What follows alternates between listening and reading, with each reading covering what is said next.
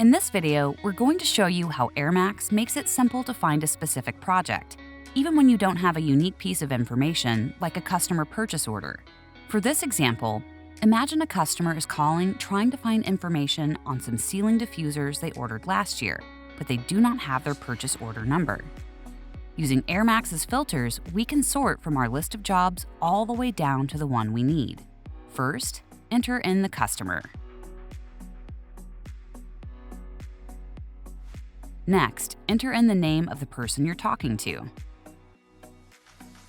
We can also enter in the project name or manufacturer of the product you're looking for.